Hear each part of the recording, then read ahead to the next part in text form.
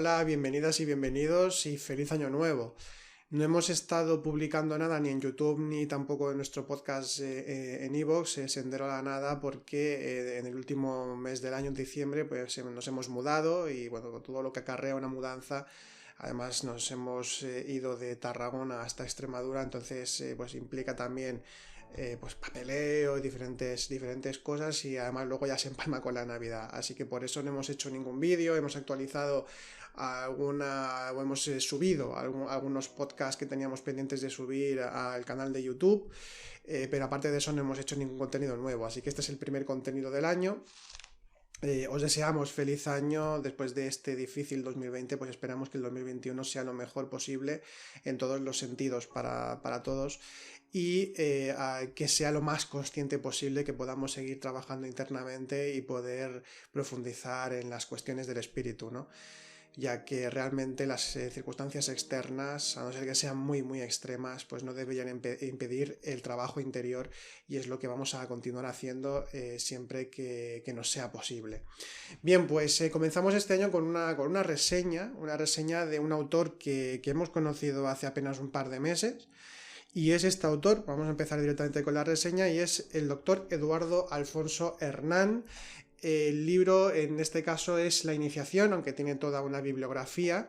¿Quién fue este señor Eduardo Alfonso Hernán? Nacido en Madrid en 1894. Bien, voy a explicar un poquito su biografía brevemente, porque es un personaje interesante y además también se estuvo codeando con personajes muy interesantes, así que vale la pena mencionar quién es. Este señor es un médico, se licenció en medicina, llegó a ser alumno de Ramón y Cajal cuando estaba estudiando en la Facultad de Medicina, pero sus intereses más profundos realmente fueron los relacionados con la ciencia oculta, como él le llama, la filosofía perenne, es decir, el conocimiento espiritual, el conocimiento esotérico. Fue así de tal modo que, bueno, él en un principio estuvo trabajando como médico naturista y un gran defensor del vegetarianismo. Y entonces pues su consulta y todas las publicaciones que hacía estaban relacionadas pues con el cuidado físico y mental, muy relacionado con la medicina, sobre todo enfocada en el naturismo y el vegetarianismo. Pero llegado un momento, él lee el libro de Rosso de Luna, Mario Rosso de Luna, que tenemos pendiente de hacer alguna reseña y de hablar de él, porque es un personaje muy interesante. Mario Rosso de Luna fue, además de aquí, de Extremadura, el mago rojo de Logrosán, como se le llamaba. Este teósofo fue Rosso de Luna el que tradujo obras de Blavatsky, del movimiento teosófico, y también el que escribió muchísimas obras, lo que se conoce como la Biblioteca de las Maravillas, donde toca multitud de temáticas, algunas quizá pues un poco ya obsoletas, otras que son de vigor, son vigentes hoy en día.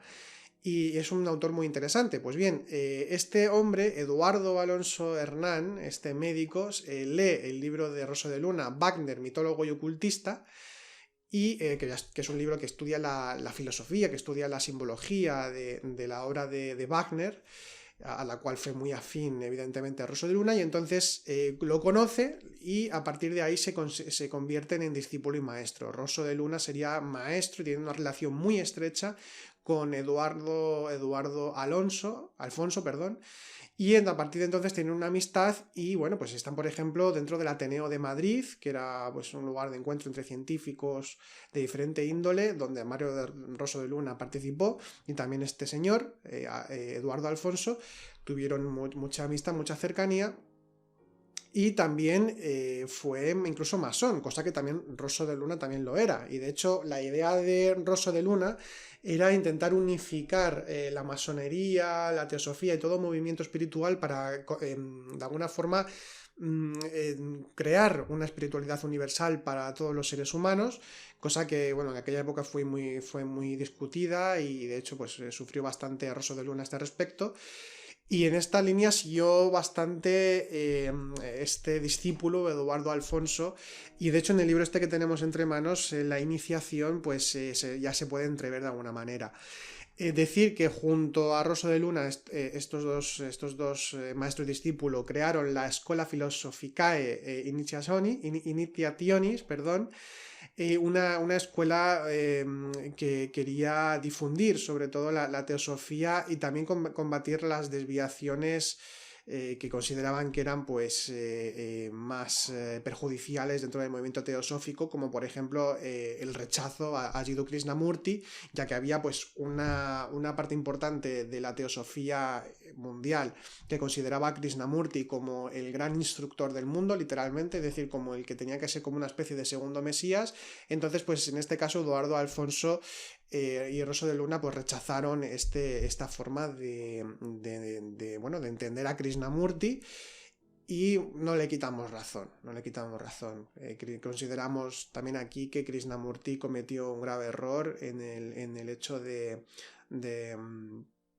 desmembrar al movimiento teosófico en lugar de renovarlo, porque si estaba mal el movimiento no era como para romperlo, sino para renovarlo, porque él decía que el camino se hace en solitario, y aunque el camino sí que se hace, es personal y lo camina, lo trabaja uno mismo, también es cierto que el trabajo en grupo es indispensable para poder continuar, para poder aprender, para poder crecer juntos, porque así se puede, digamos, desarrollarse internamente de una forma que crece exponencialmente, o al menos esto nos dice la experiencia y no la nuestra, sino la tradición nos lo dice constantemente, ya que siempre han existido logias, vías filosóficas, religiones, órdenes monásticas de diferente tipo, y entonces consideramos que es un error.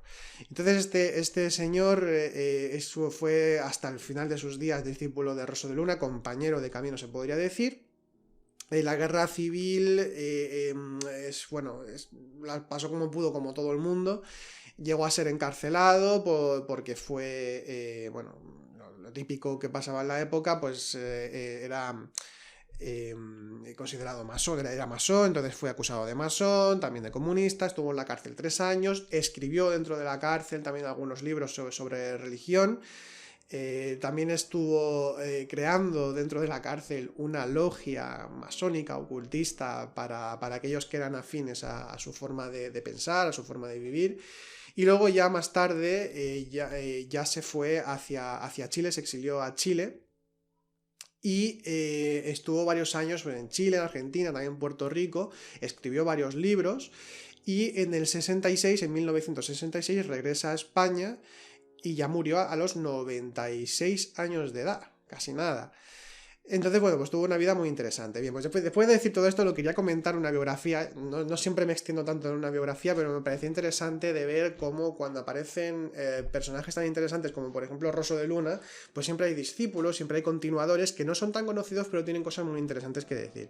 Y en este caso, como decía, ahora sí que entramos ya con la pequeña reseña que vamos a hacer de este libro. Es el libro de la iniciación, que lo edita una editorial argentina en aquel momento. De hecho, el libro que tengo aquí en mis manos fue terminado de editar en el mes de julio de 1966, aunque el libro, si no me equivoco, fue terminado al menos en el 52.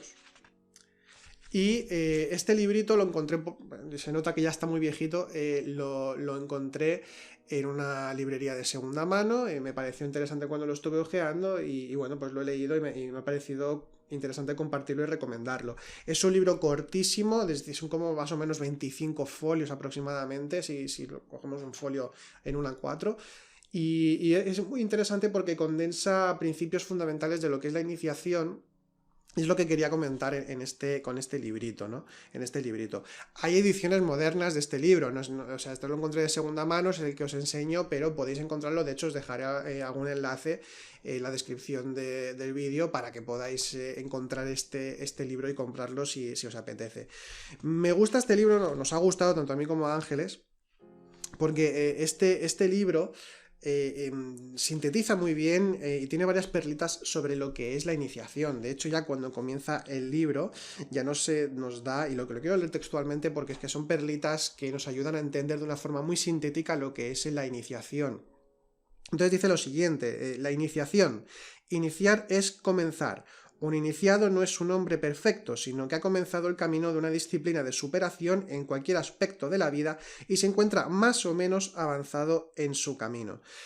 Es interesante porque lo que nos está diciendo es que el iniciado no es el que ya comienza el camino y con todos sus errores y con toda la ignorancia anterior, ¿no? Que ya tenía respecto a las cuestiones espirituales, sino que lo que hace el iniciado es emprender un camino sabiendo hacia dónde va, más o menos, porque nunca se sabe del todo hacia dónde va el iniciado, no lo sabe ni él, pero ya sabe lo que quiere, ya tiene un andero espiritual fuerte, tiene unas prioridades bien marcadas y, como se suele decir tradicionalmente, sobre todo en el cristianismo esotérico, ha creado el centro de gravedad consciente o el centro magnético. Se puede llamar de las dos formas. ¿Qué sería esto?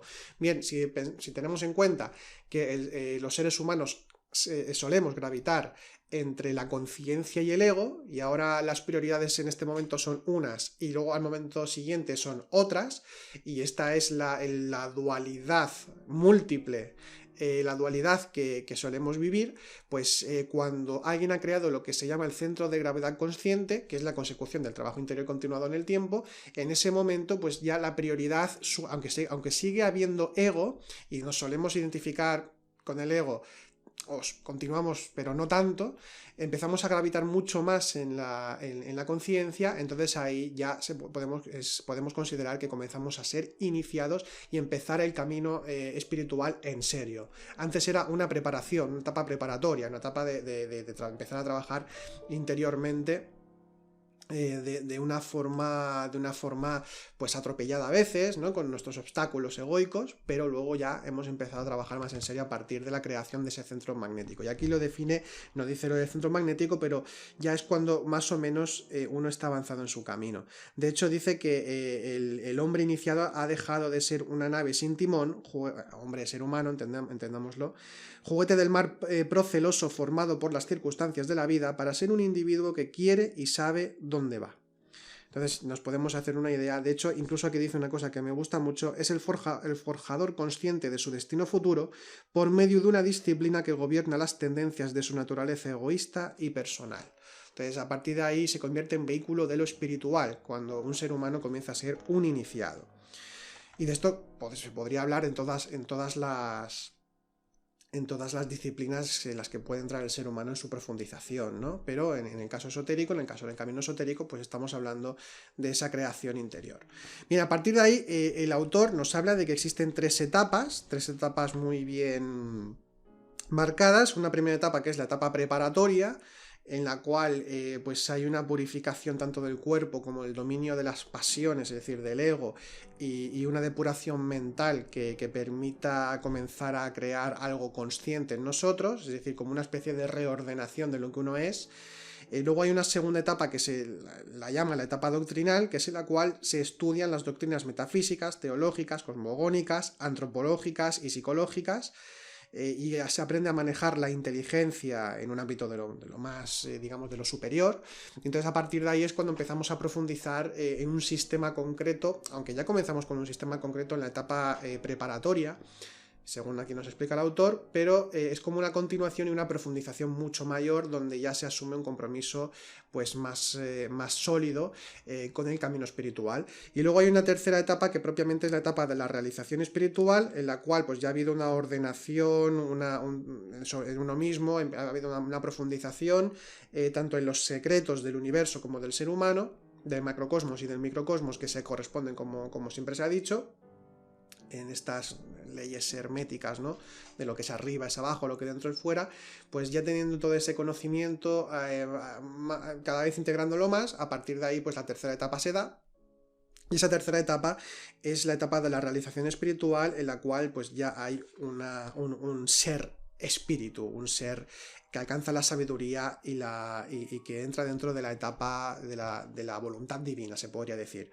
Y resume muy bien estas tres etapas. Dice: la etapa preparatoria constituye más bien una eliminación de obstáculos en el sendero, porque cuando nosotros vivimos, cuando somos seres humanos exteriores, como dice la tradición, es decir, cuando no tenemos ningún tipo de anhelo espiritual y vivimos la vida, generalmente le echamos la culpa a las circunstancias, a las personas. Tú me has provocado este enfado, tú me has decepcionado, tú me has me has entristecido, o estas circunstancias no me permiten poder meditar, o es que trabajo muchas horas, entonces no puedo estudiar nada, o no puedo meditar un poco, o no soy capaz de autoobservarme. Todo eso son excusas, pero porque no se tiene conocimiento, no es que sean excusas conscientes, sino que no se tiene conocimiento porque estamos muy volcados hacia afuera. En el momento en el que empezamos a trabajar sobre nosotros mismos, seguimos muy volcados hacia afuera durante muchos años posiblemente, si no hay un trabajo serio. Entonces, a partir de ese momento, empezamos a darnos cuenta de que somos nosotros los que nos ponemos trabas. Por eso, la etapa preparatoria, como dice Eduardo Alfonso, es de eliminación de obstáculos en el sendero, pero obstáculos interiores. Aquello que no nos permite trabajar internamente. De hecho, lo he apuntado porque hay varios puntos interesantes en esta etapa, porque el libro lo que hace es definir estas 3 etapas fundamentalmente, donde va hablando de algunas subetapas o algunas consideraciones a tomar en cuenta a la hora de cruzar estas etapas en el camino iniciático. Sin embargo, lo quería comentar, hay una nota al pie, ya casi al final del libro, donde especifica Eduardo Alfonso que no hay un recorrido estereotipado, es decir, que según el contexto interno, según la experiencia interna que se va teniendo en el camino, la iniciación para cada uno es diferente, la forma de caminar es diferente. Hay muchas cosas que van a ser muy semejantes entre todos porque somos seres humanos y sobre todo si compartimos cultura, compartimos circunstancias y un mismo sistema de conocimiento, va a haber muchas semejanzas en muchos aspectos del trabajo interior, pero al fin y al cabo luego la realización espiritual es distinta para cada ser humano. Por eso encontramos tantas formas diferentes de explicar lo que es la subida hacia lo elevado, ¿no? hacia lo espiritual, el ascenso hacia lo espiritual.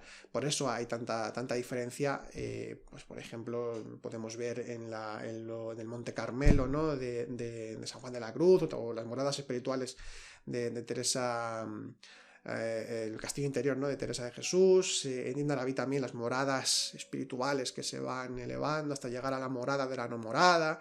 La escalera iniciática de Boris Moraviev, que es una reseña que tenemos que tocar también, que es muy interesante. Existen muchas formas de entender la iniciación y muchas etapas. Entonces, por eso indica Eduardo Alfonso que no hay recorrido estereotipado, pero sí que da algunas pautas que pueden ser útiles y que además con muchas correspondencias de religiones comparadas y la comparación que siempre y las correspondencias que hay entre tradiciones. Entonces, pues bueno, está muy bien consolidado. Ya vemos que es un libro muy cortito, pero que da para bastante, ¿no? Si empezamos a reflexionar sobre cada punto.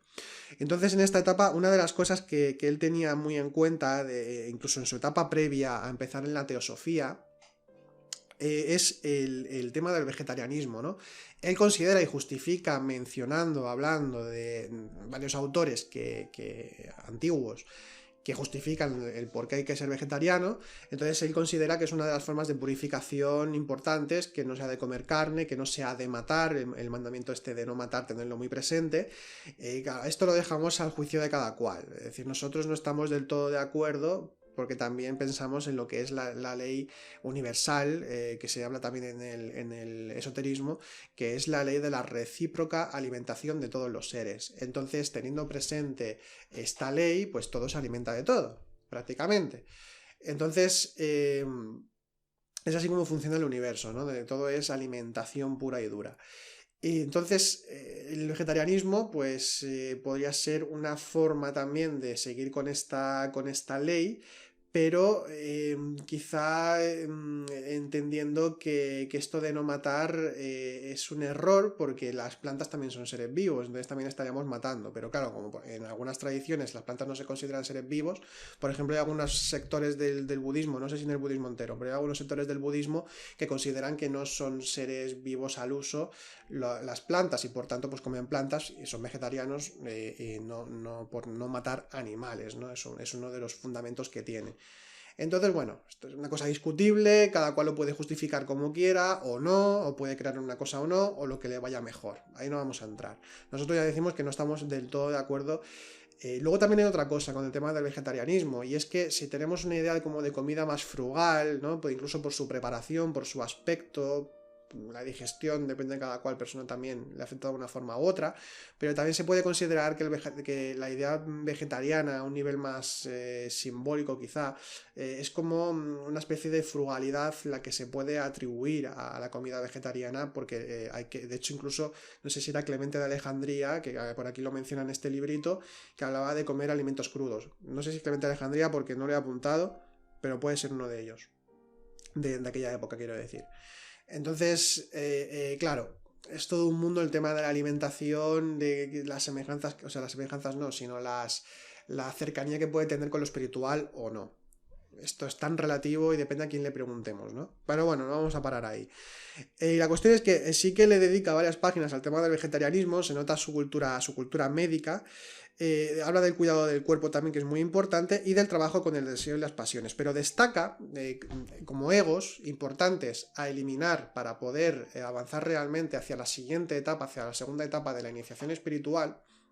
Destaca la eliminación del orgullo, en este caso con una definición, digamos, la típica del orgullo, de sentirse por encima de los demás, incluso de pisar a los demás. La entiende de esta forma, relacionada también con la vanidad, es otro de los puntos que destaca, la vanidad, que habla de que es vacía por sí misma, por el mismo significado original de la palabra, que tiene que ver con lo vacío, ¿no? Con ese mostrarse, con ese intentar demostrar lo que uno es, etc.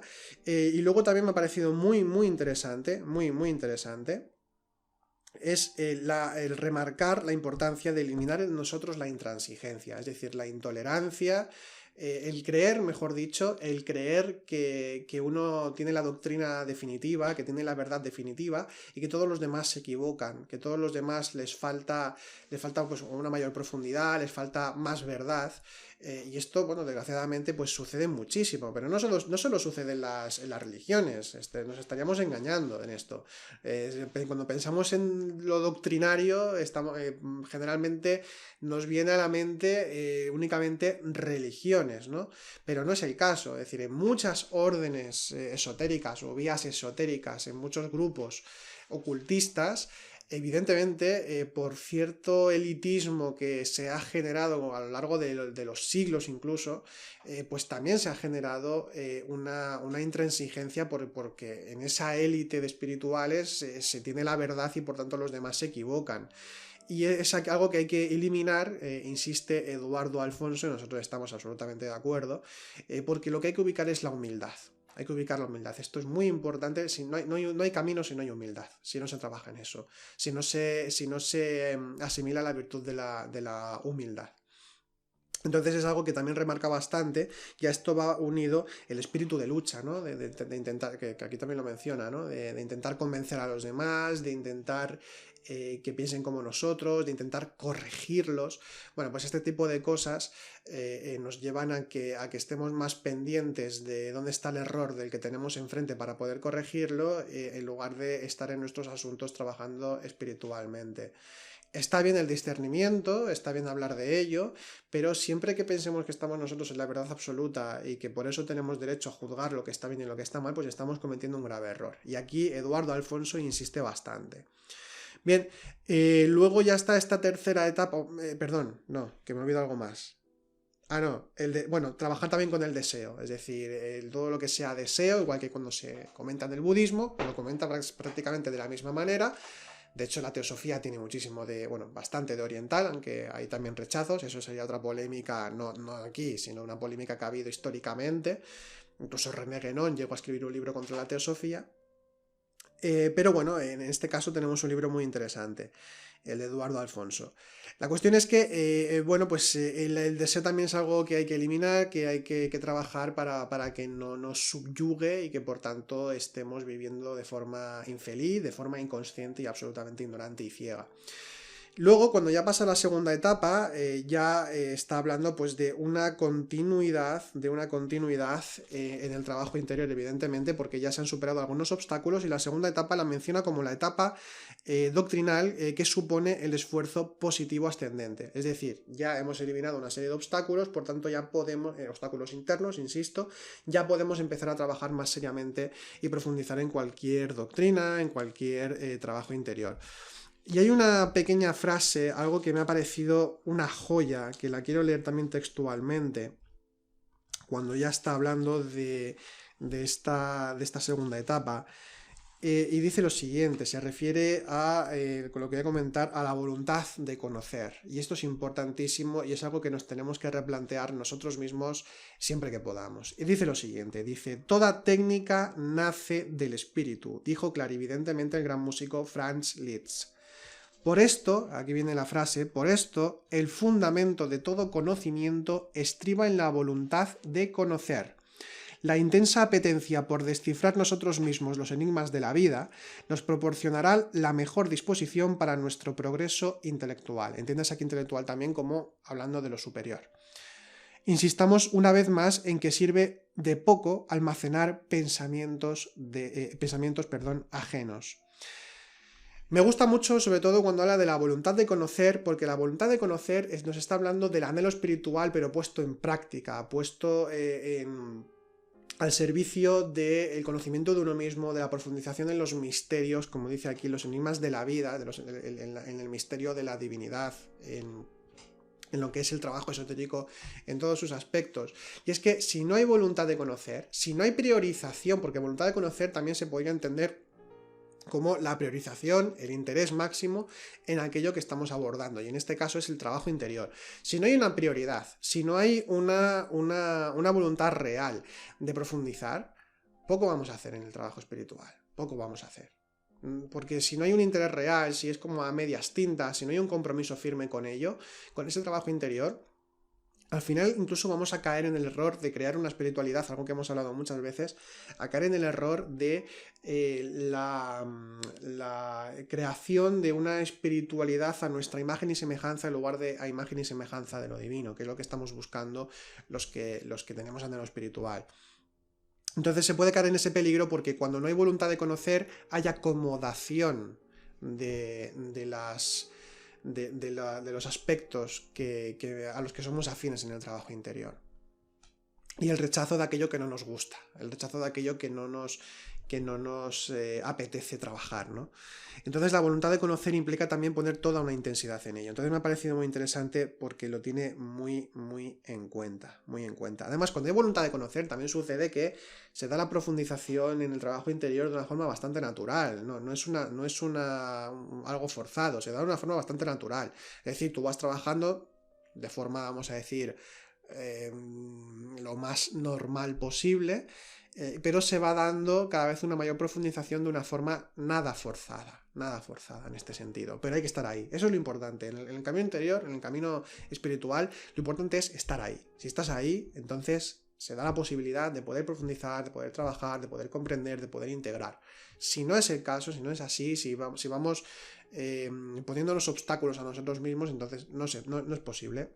Es algo muy natural, ¿no? Pero que no se tiene en cuenta muchas veces. Y no se tiene en cuenta muchas veces porque no se reflexiona sobre cuáles son las auténticas prioridades que tenemos. Es decir, unas son las que nosotros creemos que son prioridades que tenemos, las que también salen por nuestra boca, pero otra cosa son los actos. Y los actos hablan de nuestras auténticas prioridades en la vida.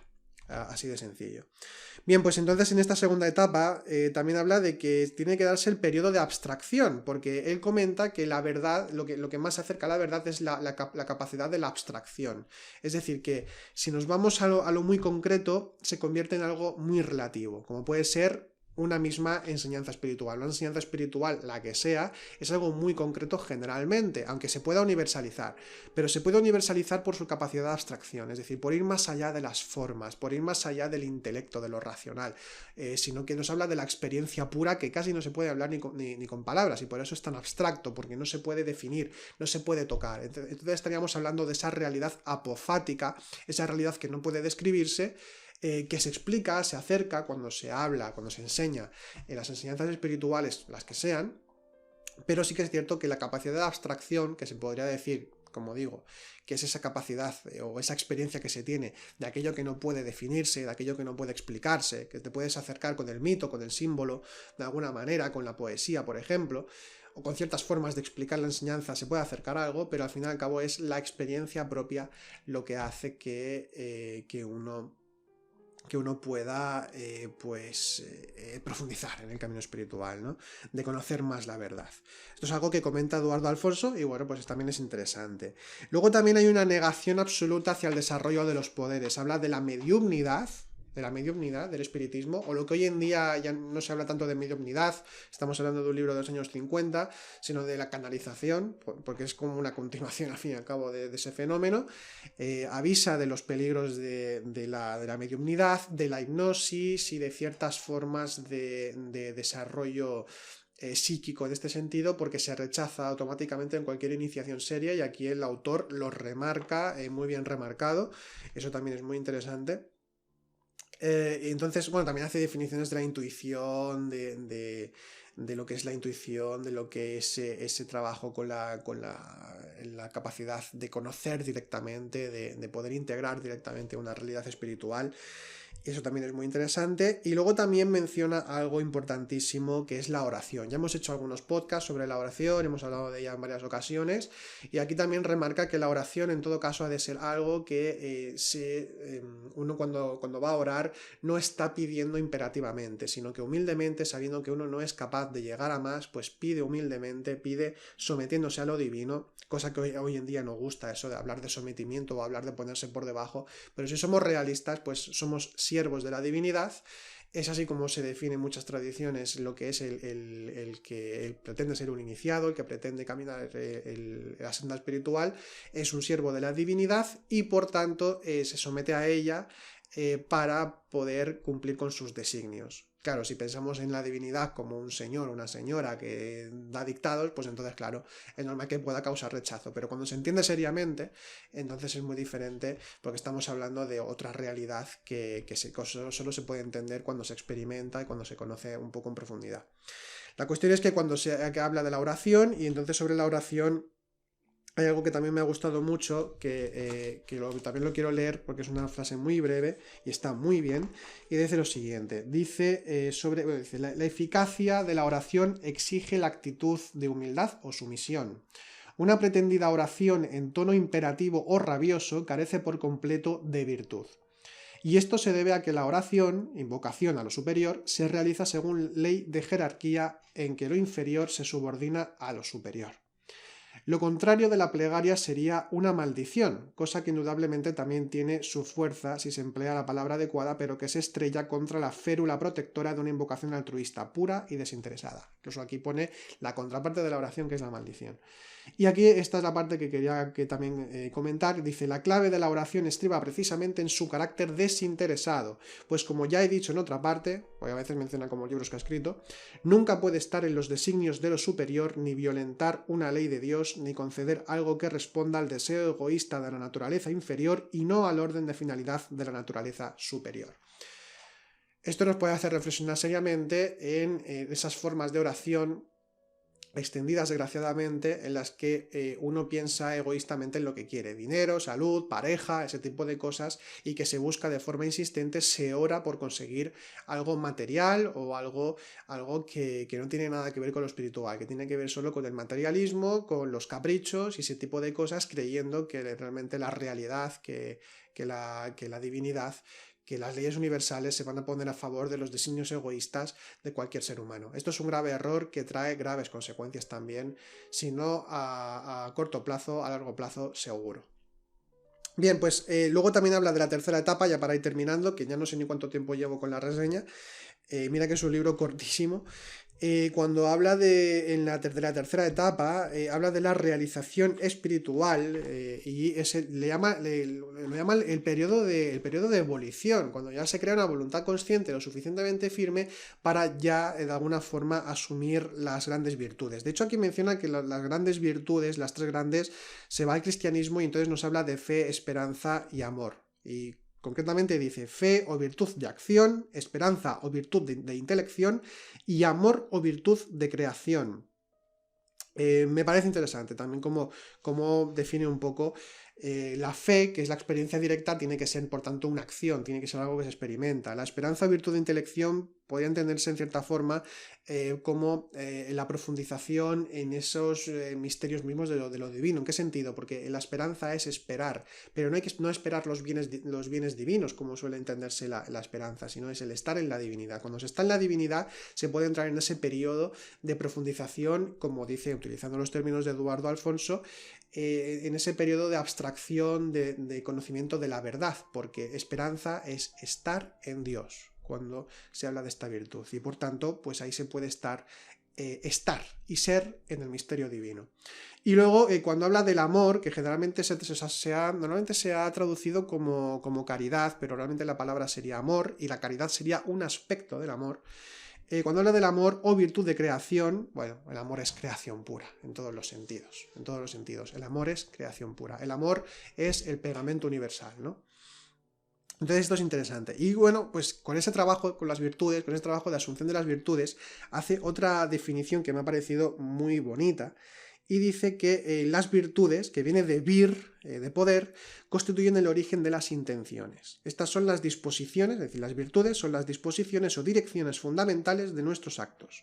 Las intenciones se convierten en voliciones, es decir, en acción, y estas son el movimiento de realización de nuestros actos. Por tanto, el virtuoso es el que actúa en base a las virtudes que ha integrado.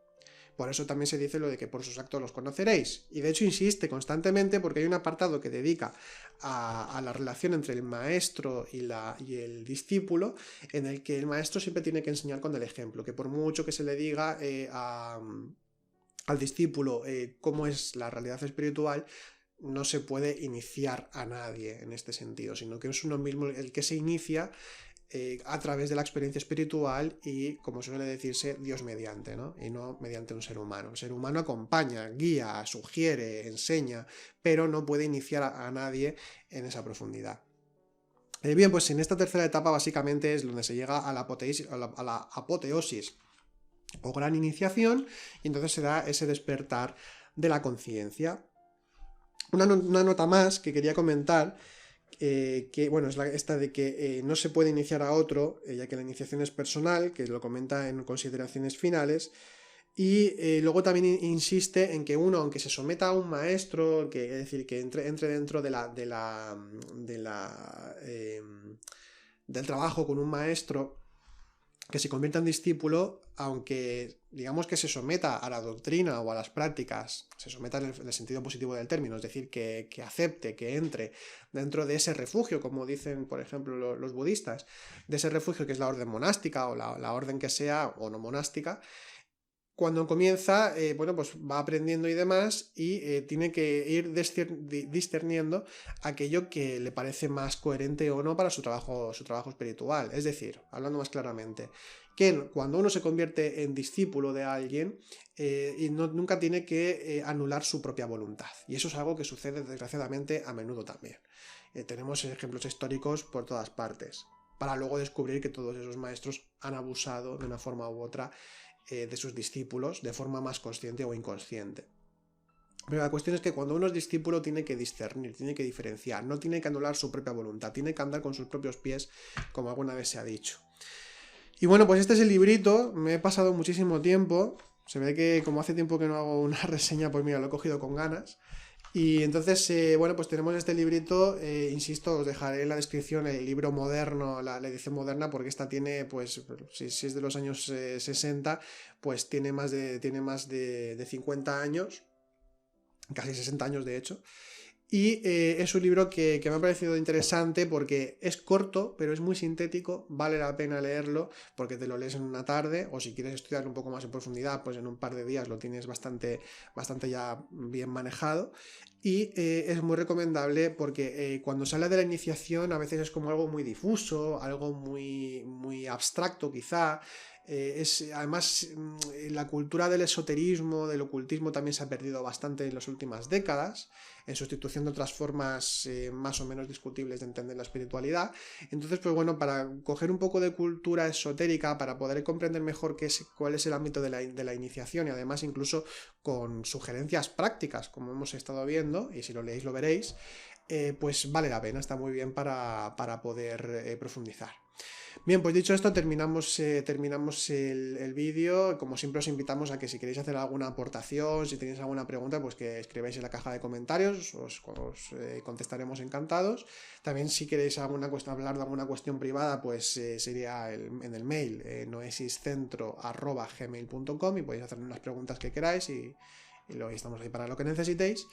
Y bueno, pues nada más, nos vemos ya en el próximo vídeo o podcast, porque vamos a empezar también con los podcasts en iVoox, que también iremos subiendo al canal de YouTube, aunque también os invitamos a que os paséis por iVoox, que también pues tenemos ahí ya, vamos camino de los 100 podcasts.